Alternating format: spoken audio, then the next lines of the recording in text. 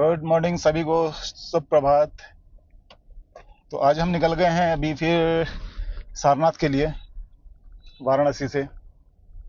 अभी यहाँ से करीब है तो 13 किलोमीटर, लेकिन 26 मिनट दिखा रहा है। तो वहाँ पहुँचते हैं। अभी सवेरे का टाइम है तो यहाँ थोड़ा ट्रैफिक भी कम है।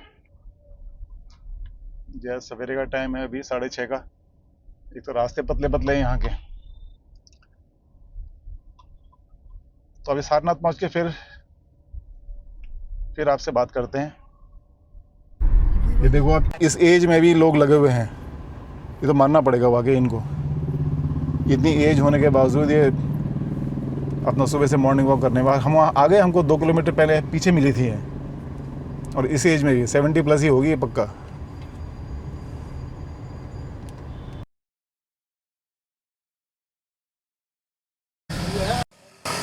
तो यह है एंट्रेंस। इसका नाम है चौखंडी स्तूपा, जो सारनाथ में अभी हम पहुँचे हैं उसमें नाम है चौखंडी स्तूपा। तो इस तरह का बना हुआ है।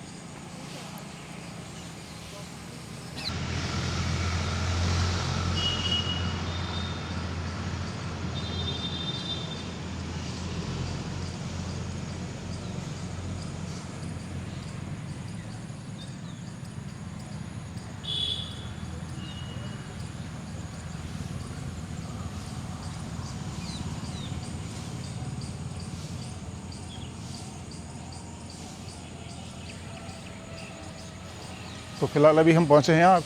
7 बजे इसका ओपनिंग टाइम है, तो आप आ सकते हैं। थोड़ा सा खुला खुला एरिया आपको मिलेगा, वाराणसी की भीड़ भाड़ से हट के ये एरिया है।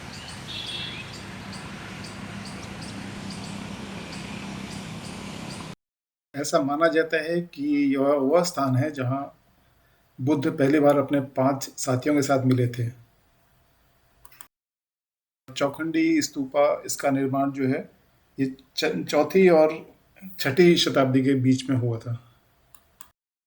1589 में जो मुगल सम्राट था हुमायूं, वो यहाँ विजिट करने आया था, तो उसकी याद में इन्होंने ये चौखंडी स्तूपा बनाया हुआ है। इसके अंदर के एरिया जो है खुला गार्डन जैसा है।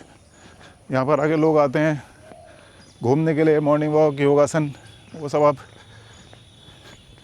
कर सकते हैं। आसपास कहीं रुकते हैं तो सुबह आ जाएंगे यहाँ। ऑनलाइन टिकट है, 20 रुपये का एक जना है, एक का टिकट है। आप ऑनलाइन स्कैन करके आप टिकट लेंगे। फिजिकल टिकट नहीं मिलता है। वहीं पर QR कोड है, आप उसको स्कैन करके कर लें। बाकी घूमने के लिए है ही। वो बौद्ध भिक्षु जो हैं वो सबको लेके आए हुए हैं अपने साथ। तिब्बती होंगे, बाकी वो ग्रुप आया हुआ है।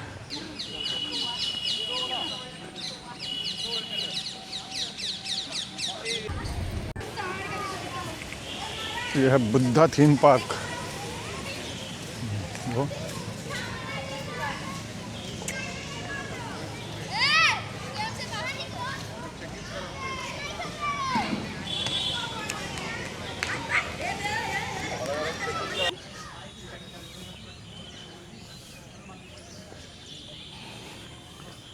ये मोनेस्ट्री है, मोनेस्ट्री नंबर 7।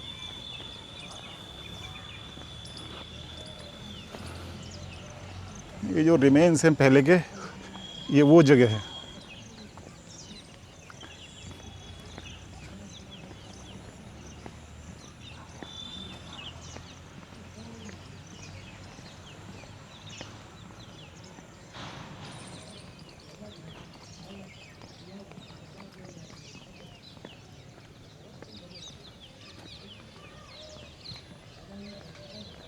वो है स्तूपा, देख रहे हो सामने।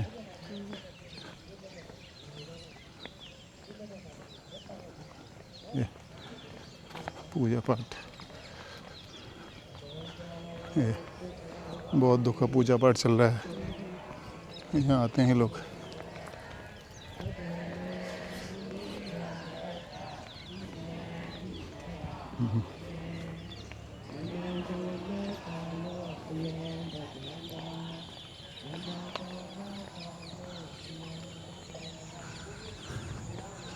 ये पुराने जो भी रिमेन्स होंगे बौद्ध से रिलेटेड, ये पूरा एरिया उससे है, ये सब जगह पे।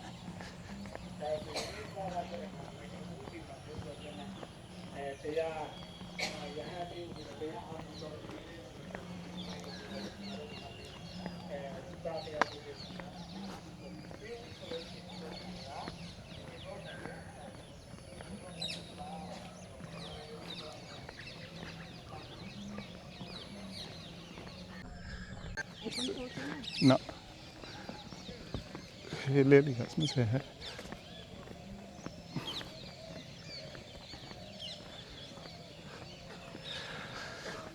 लोग कर रहे हैं योगासन।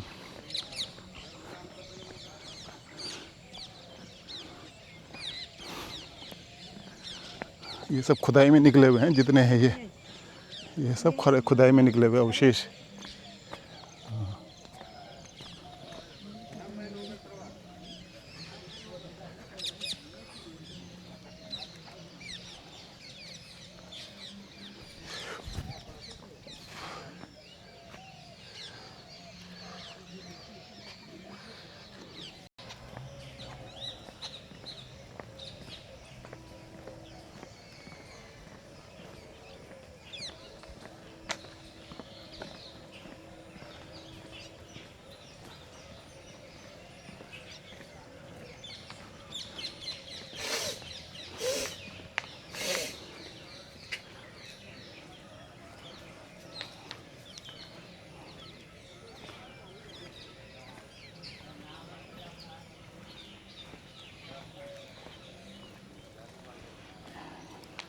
ये है इतने पुराने टाइम से इसका ना फोटो डला हुआ है।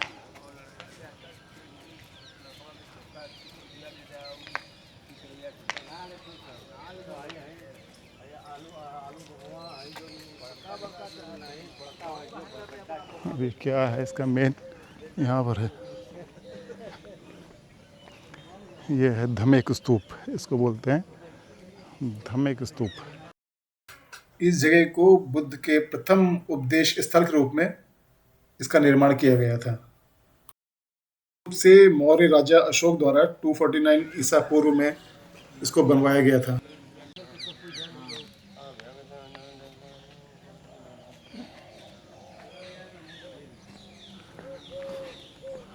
तो ये था धमेक स्तूप। हिस्ट्री में इसका काफ़ी कुछ लिखा होगा इसके बारे में। बाकी यहाँ बौद्ध धर्म से रिलेट करने वाले काफ़ी लोग हैं और जगह जगह वो लोग अपना पूजा वगैरह कर रहे हैं जो बाहर से आए हैं। शायद कंबोडिया से भी हैं, कुछ अलग अलग ग्रुप हैं। तो ये है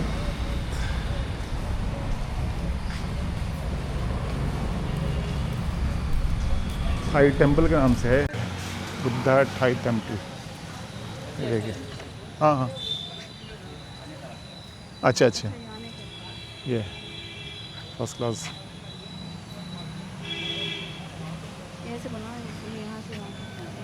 तो ये बुद्धा थाई टेम्पल के नाम से है और ये सारनाथ जो है ये डिस्ट्रिक्ट वाराणसी में ही आता है। तो इसकी वजह से और 14-15 किलोमीटर पे है वाराणसी से।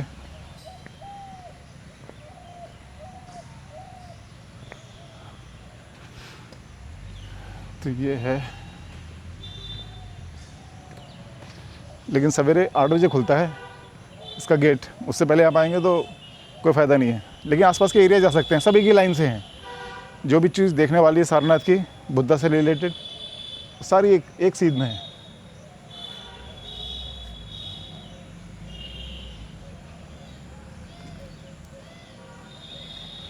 तो आपको ज़्यादा भटकने की ज़रूरत नहीं पड़ेगी, एक के बाद एक हैं।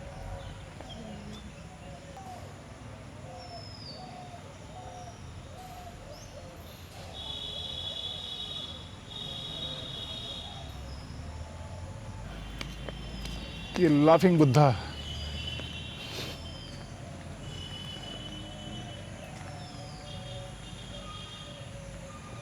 फुट होती है।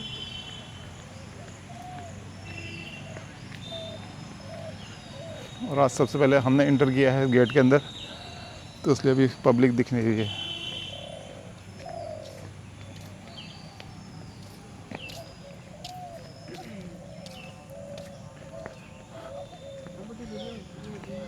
अब यहाँ पर आपके गाइड मिल जाएंगे आपको बाहर से, जो यहाँ घुमाते हैं। 20 रुपये लेते हैं गाइड। गाइड की फ़ीस है 20 रुपीज़, और वो आपको पूरा घुमाएंगे अंदर। तो आप अकेले भी घूम सकते हैं, ऐसा कुछ स्पेशल है नहीं कि आप अकेले नहीं घूम पाएँ। रोवर देखो,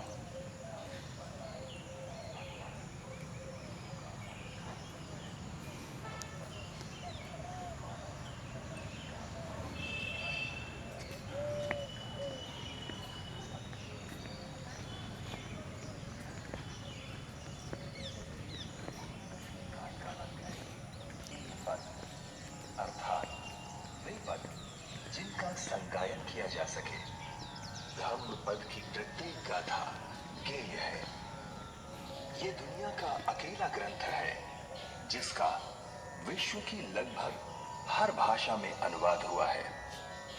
ये है तो भगवान बुद्ध के वचनों का संग्रह, है तो एक बौद्ध ग्रंथ, लेकिन वास्तव अभी भी कंस्ट्रक्शन का चल रहा है। 80 में फीट की जो है, इसकी हाइट है 80 फीट 9 इंच मैक्स मूलर का कहना है, स्ट्रक्चर की। ग्रंथ धम्मपद मेरे लिए अत्यंत प्रिय है। तो अभी फिलहाल सारनाथ का टूर हो गया है पूरा। अब हम निकल रहे हैं वापस घर की ओर। अभी बज रहा है 8:15 हो रहा है, 8:20 हो गया। अभी पहुंचने में हमको लगेगा करीब, ये दिखा रहा है 9 घंटा 40 मिनट यहाँ से। फिर 584 किलोमीटर है। अब देखते हैं आगे चल के क्या है कहानी। अभी कहीं देखते हैं ब्रेकफास्ट वगैरह का। आदि भी अभी रास्ते में चले हुए हैं भैया।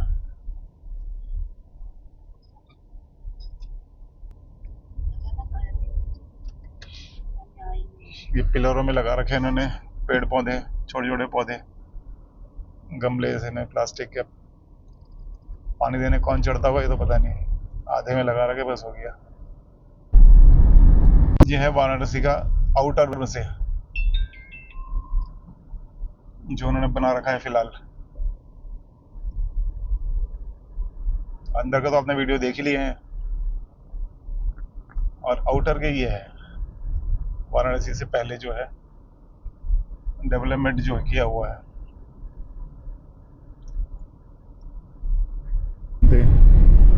ये बनास डेयरी करके है वाराणसी के आउटर में। ये बहुत बड़ा एरिया में फैला हुआ है दूध का।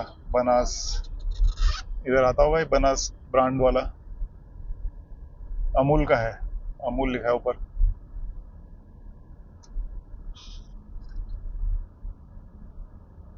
ये बनास अमूल।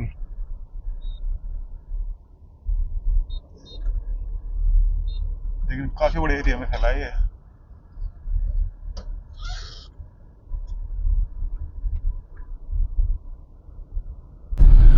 अभी ये जो लखनऊ हाईवे का रास्ता है, इसमें मैप में दिखा रहा है इधर को, पता नहीं कौन सी जगह से। और ये मेन जो ये हाईवे जा रहा है, ये लखनऊ जा रहा है सीधा सीधा। अब लेकिन गूगल मैप दिखा रहा है इधर घूम के आप दूसरे जगह से होते हुए जाओ। तो ये थोड़ा ये ड्रॉबैक है ही है गूगल मैप का। सीधा रास्ता छोड़ के आपको कहेगा कि इधर से जाओ उधर से जाओ, मेन हाईवे छोड़ के। तो इसलिए जब भी चलें तो थोड़ा सा ध्यान रखना है मैप का, जब वो दाएं बाएं मुड़ने को बोलता है तो, क्योंकि उसके हिसाब से तो फिर आप छोटे मोटे शहरों में अंदर डाल देगा, कस्बों के अंदर डाल देगा, फिर 1-1.5 घंटा वहां आप घूमते रहोगे। तो ये थोड़ा गूगल ने सही करना चाहिए इसका एक्यूरेसी के मामले में। अब एक गाड़ी होगी ब्रेकडाउन फिलहाल। यहाँ पर आए थे पेट्रोल पंप में कहीं बाराबंकी के आगे। अभी तेल भराने के बाद गाड़ी स्टार्ट ही नहीं हो रही है, पता नहीं क्या प्रोग्राम हो। तो उसलिए अभी कॉल किया है, पहले टाटा मोटर्स में कॉल किया जहाँ से गाड़ी ली है, फिर उन्होंने उसका नंबर दिया, हेल्पलाइन नंबर, रोड असिस्टेंट।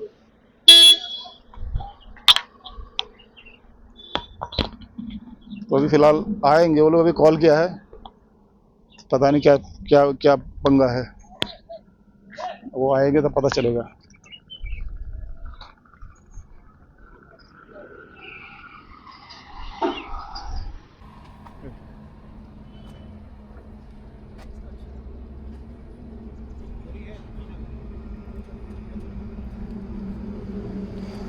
गाड़ी का हो गया पंगा।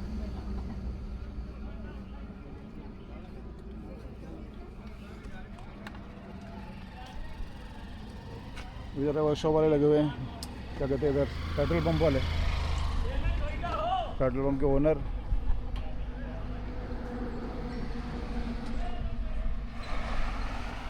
और उनका बेटा लगे हुए हैं यहाँ भी अपने स्टाफ के साथ।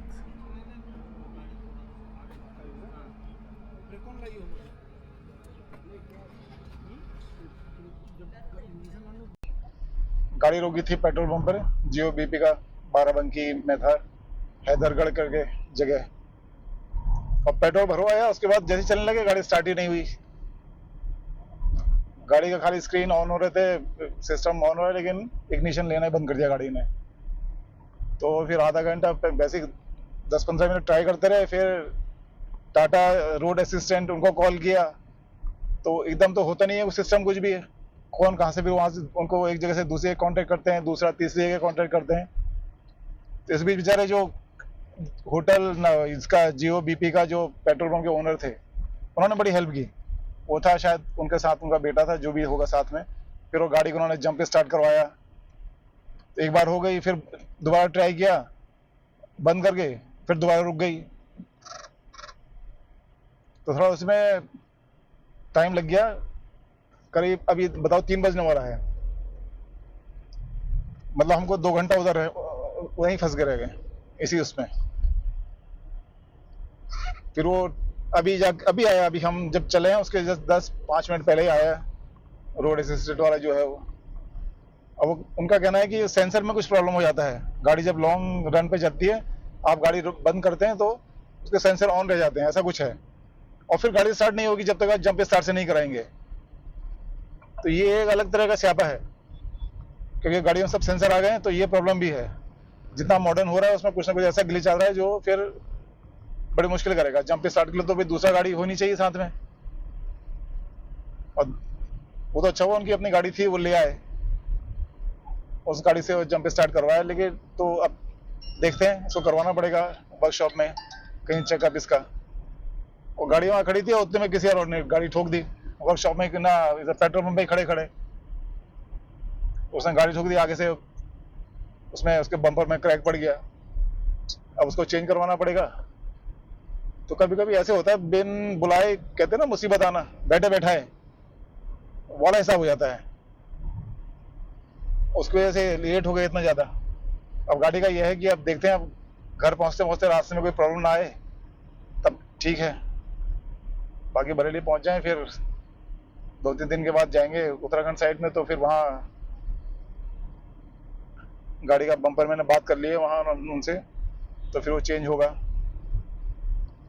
तो आज ये पहली बार हुआ ऐसा कि हम गाड़ी इतना दूर कन्याकुमारी तक लेके गए हैं। तो कन्याकुमारी के टूर में तक तो कोई प्रॉब्लम नहीं आई, हमको टायर में हवा भराने की जरूरत तक नहीं पड़ी कहीं रास्ते में। लेकिन आज इतना ही 500 किलोमीटर 600 किलोमीटर जब आना था, उसी में इतना बड़ा पंगा हो गया है। तो कभी कहते हैं ना, कुछ जब हमने सोचा नहीं होता था, अचानक ऐसा होता है। लेकिन ये भी है कि जो होता है अच्छे के लिए होता है भाई, तो इसमें भी कुछ ना कुछ होगा। तो हम तो ये मान के चल रहे हैं चलो सही होगा, इसीलिए छोटे मोटा में ही निपट गया हिसाब किताब। लेकिन फिलहाल अब लेट हो गया, अब टाइम काफ़ी हो गया, चलते हैं देखते हैं कितना टाइम लगेगा पहुंचने में। तो फिलहाल अभी हम पहुंच तो गए हैं अपने लोकेशन पे, लेकिन अभी हो गया रात का 7:30। तो बाकी डिटेल कल बात करेंगे फ़िलहाल। तो फिर मिलते हैं कल, ठीक है, बाकी डिटेल के साथ। हम पहुंचे थे कल रात, तो लेट हो गया था। तो टोटल जो ट्रिप का अपडेट है वो मैं आपको बता देता हूँ। अगर आप जाते हैं काशी, तो आप जब भी आप काशी आप जाते हैं तो थोड़ा ये याद रखिएगा कि एक गुडी गुडी पिक्चर बना के मत जाइए, क्योंकि वहाँ के रास्ते गलियाँ जो बाकी और जगह की हैं वो थोड़ा डिसअपॉइंटिंग है। तो आप अगर बहुत अच्छा पिक्चर बना के जाएंगे तो वहाँ आपको फिर डिसअपॉइंटमेंट होगा ही पहुँच के, आपके मन के हिसाब से अगर नहीं चला तो। जैसा आपने सोचा था वहाँ के बारे में पिक्चर बनाई थी, तो नॉर्मल बना के रखिए कि भाई रास्ता भी ख़राब हो सकता है, ये भी ऐसा भी हो सकता है, ये भी हो सकता है। क्योंकि अगर आपको अच्छा मिला तो बढ़िया है, आपको अच्छा ही लगेगा। लेकिन अगर जितना आपने एक्सपेक्ट किया था उतना नहीं मिलेगा तो फिर तो थोड़ा सा परेशानी सी होती है फील मन में। क्योंकि रोडें तो बाहर की आउटर रोड जो है वो तो सही है, लेकिन जब आप शहर के अंदर जाते हैं तब थोड़ा परेशानी आती है। और आपने कहीं जहाँ आपने होम स्टे लिया है, होटल बुक कराया है, तो डिपेंड करता है वहाँ पार्किंग है कि नहीं है, कैसा क्या प्रॉब्लम है। बाकी कहते हैं कि बनारस गलियों का शहर है, वो सही बात है। जो मेन गलियाँ हैं वो देखने लायक चीज़ है। तो आप जब भी मौका लगता है आप जाइए, घूमिए, वहाँ के घाट को देखिए, घाटों को विज़िट कीजिए।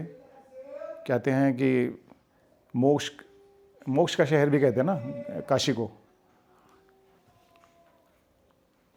तो वहाँ जब जाएंगे तो आपको काफ़ी चीज़ें पता चलेंगी। आप अगर मणिकरण घाट या हरिश्चंद्र घाट वगैरह जाते हैं तो ज़िंदगी की जितनी भाग दौड़ चल रही है, मारा मारी चल रही है, लोग एक दूसरे के सर के ऊपर पैर रख के जा रहे हैं, आगे को बढ़ रहे हैं, आखिरी में उसका डिसीज़न क्या होगा आप वहाँ जाएंगे तो आपको खुद ही थोड़ा आइडिया आ जाता है। ये है भैया, इतना मारा मारी करने का नतीजा आखिर क्या निकलने वाला है। तो थोड़ी सा ये है कि आप इस दौड़ भाग की लाइफ से हट के थोड़ा सा आपको सोचने का भी टाइम मिलता है। बाकी वहाँ खाने के लिए, बाकी तो आपने यूट्यूब में देखा होगा, लोगों ने बड़ा हाइप किया हुआ है खाने का। तो ऐसा कुछ नहीं है। आप जो वहाँ मिलता है वो आपके शहर में भी मिलता है, हो सकता है उससे अच्छा मिलता होगा। तो वहाँ ऐसा कुछ नहीं है कि आपको लगे कि हाँ ये मैंने खाया है, ये हम इसको खाने के लिए दोबारा आएंगे। खाना तो नॉर्मल है जैसा है, बस लोग बड़ा चढ़ा के बता देते हैं, ऐसा कुछ नहीं है। आप वहाँ जाइए, आप खाएंगे तो आपको लगेगा कि इससे अच्छा तो आपके वहाँ मिलता है सेम चीज़। बस थोड़ा ये है कि जो मलइयो बोलते हैं वो हर जगह नहीं मिलता है। दिल्ली में उसको दौलत की चाट के नाम से जानते हैं, वहाँ मलइयो बोलते हैं। तो आप जब जाते हैं थोड़ा टेस्ट कर सकते हैं, भाई ठीक है नया आइटम है, आप टेस्ट कर लीजिए, क्योंकि हर जगह वो नहीं मिलेगा। लेकिन बाकी आइटम तो ऐसा कुछ नहीं है, कचौरी हो गया ये और दूसरी चीज़ें ये सब जगह मिलती हैं। ऐसा उसमें स्पेशल कुछ नहीं है कि आप खाने के लिए ही वहाँ जाएंगे, तो ऐसा कुछ नहीं है कि स्पेशल खाने के लिए जाएँ। अब मिलते हैं नेक्स्ट ब्लॉग में। अब चलिए, तब तक अपना ख्याल रखिए। Goodbye and take care.